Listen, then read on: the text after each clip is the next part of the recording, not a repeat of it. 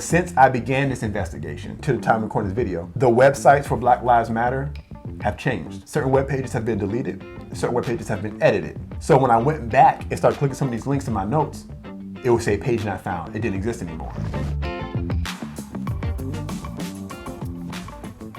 Hey everybody, I'm Jalen Barnes, my father, Jonathan Barnes, and welcome back to this next episode of the series, Black Jesus America. We're going to start with a little bit of facts.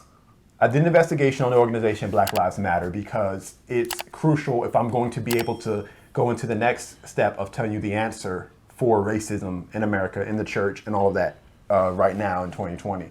But I have to deal with this because Black Lives Matter is the biggest voice on black issues in 2020. Yeah. It can't be ignored, it must be dealt with. You know, I think it's real easy as a Christian when you don't know what's going on with something, just kind of ignore it, to hold back. You know, sometimes something good can be happening. There could be good movements, and you hold back because you're not totally sure yet whether or not they're attached to it. Then there could be bad movements, but it can look good, or you're not sure, so you just won't say yay or nay to it. You just kind of let it play out. And so it was hard for me to figure out what the deal was to Black Lives Matter because we're in the midst of it right now. So here's my thing. If you want to know what something is really about, listen to the people talking. You talk long enough, you're going to reveal your intents. Mm-hmm. And sometimes you're not even trying to hide anything. So you just got to listen, you just got to read what people are saying. And then the other way to find out what's going on is look at historical context, because history repeats itself. And things that are happening now have happened before. And so this investigation that I performed on Black Lives Matter goes into what people actually said out of their mouths, what's written, and then there's some analysis to it. And then I take some historical context to show how this has happened before. If you think that what's happening in 2020 is just unprecedented, you're wrong. I thought it was unprecedented too. I thought we've never seen anything like this.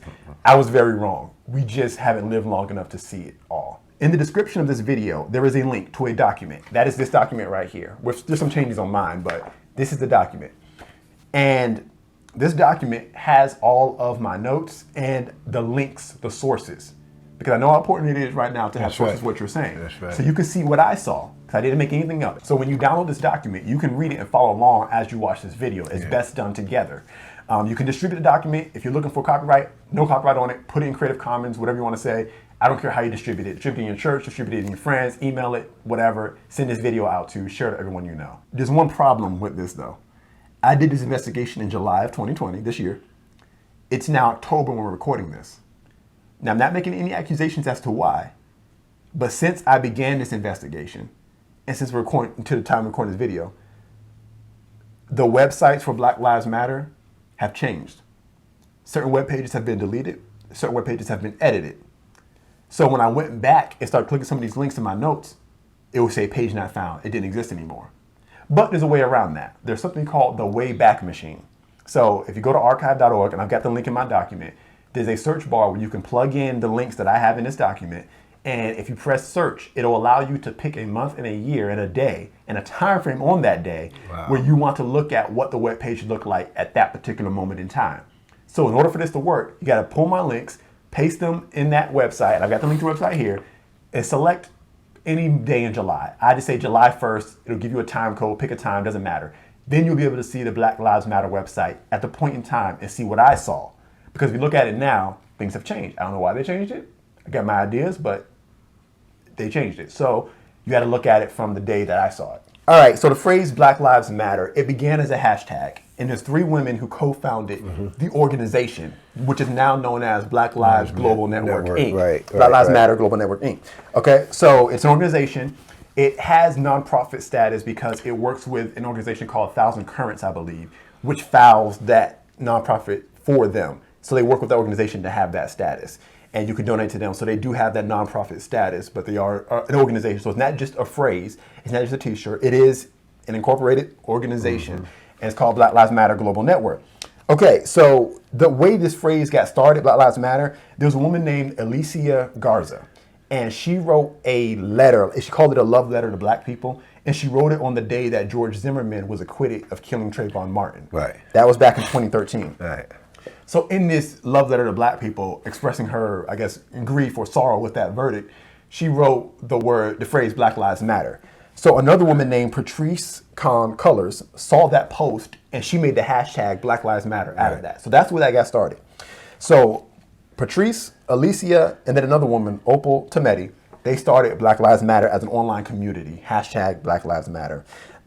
They did some marches, some protests, things like that. It just continued to grow, became a global organization that we now know as Black Lives Matter Global Network, Inc. So now you've got it. You've got the hashtag, you've got the organization. Alicia Garza was one of the co-founders, and I'm going to go one by one through all these people because I feel like you cannot detach a movement from the people that created it. So she was part of an organization called Left Roots. And one of the things that Left Roots says is it intends to help pave the way for the type of revolutionary organization in the U.S. that will successfully link diverse struggles into a common quest.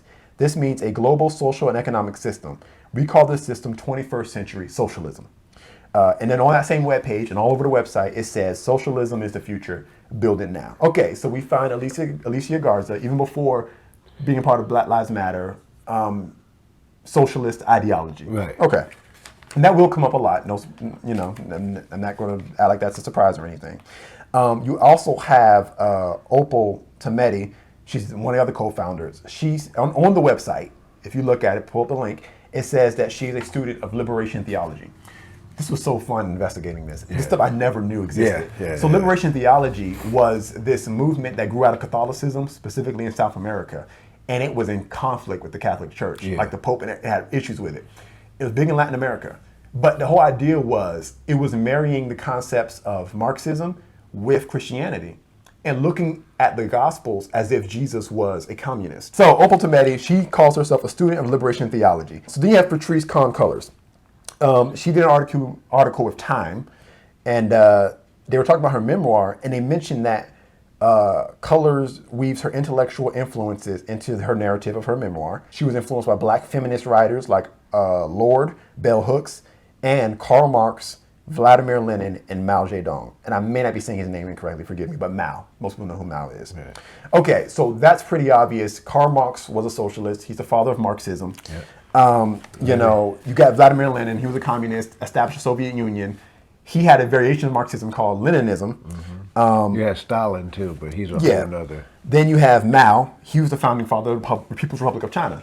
They ousted the government that now exists in Taiwan. There's still a war over which one is really China. So communist China, Mao started, that exists today. So that communist country he established. In an interview with Real News Network, someone asked her a question about whether or not Black Lives Matter had an ideological frame. She responded, "We do have an ideological frame. Myself and Alicia," referring to Alicia Garza in particular, "are trained organizers. We are trained Marxists." Okay, so from the three organizers, we see socialism and Marxism in every single one of them. And their personal ideology, they've been trained in this. I'm going to talk a little bit more about that training. And so, okay, that informs their way of thinking.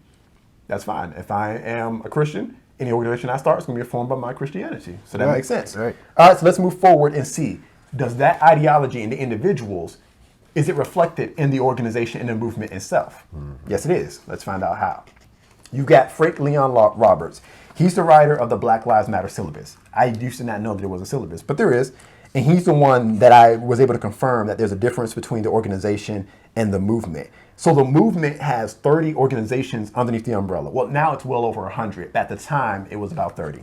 Wow. So you have Black Lives Matter Global Network was one of those organizations.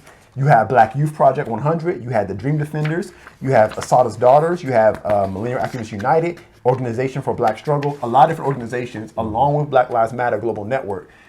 At some point, they got together, and I believe it was 2016, and created the Movement for Black Lives, which is another organization that's an umbrella.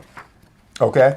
So to define what it is, actually it was 2015, these organizations got together, and they articulated a common vision and agenda. Right. So this agenda of the Movement for Black Lives, which is also synonymous with the Black Lives Matter movement, governs Black Lives Matter Global Network's ideology and all the other organizations. They have a common vision and agenda is the proper way to put it.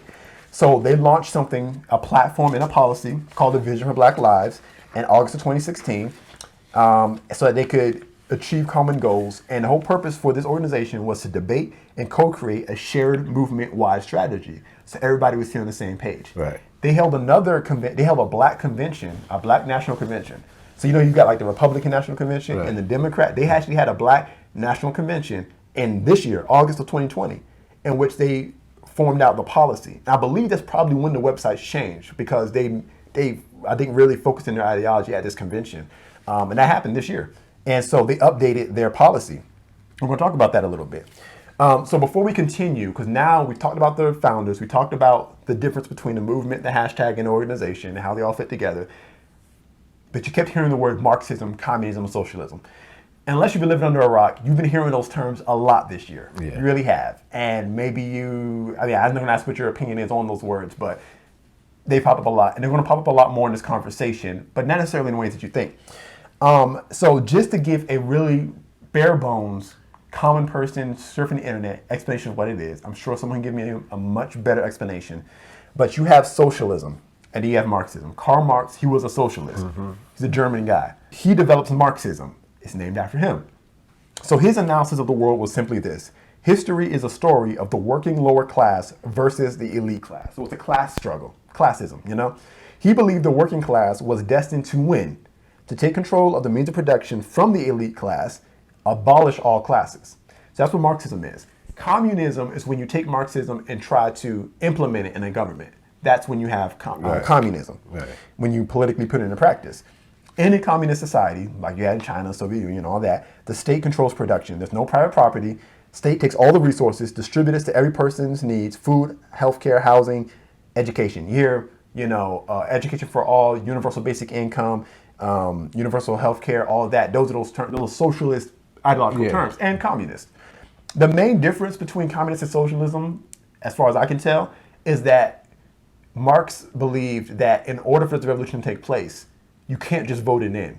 There actually has to be a violent rebellion of the lower class, and they would actually take control of the government, arm themselves, and fight back. They would stop working, they would arm themselves, and they would rush into like the seats of government. In our case, we've got the White House, the Capitol Hill, and take control. And then the leaders of these movements would then be the transitional government, and then you would take control from there. So that's how he believed it had to happen. In socialism, you can kind of just vote it in. Right. You could actually just vote it in, But in communism, he believed you actually have to violently take control. Right. So that's the difference. All right, so let's get back to Black Lives Matter. All right, so they have an official policy on their website. So I just went down and wrote down what the policy is. You can listen to different people talk, okay? You can listen to people talk out of their mouths about what Black Lives Matter is. But you want to really find out, I'm going to go to the exact policy that they say is agreed to. Because the problem you run into for Black Lives Matter is, at least the global network is decentralized. There's a lot of chapters. Right. And not every chapter is officially associated with the actual organization. Right. There's two organizations in our area. One for him is called Hampton Roads Black Lives Matter, another one called 757. I think one of them is not actually associated. They just took the name and ran with it. Yeah. And they can do that. So to be fair, you may hear someone say something and be like, oh, that's what Black Lives Matter is about? Not necessarily, because they may not be associated with the actual movement. So I decided to go to the source rather than getting hearsay from people. Right. So this is the source.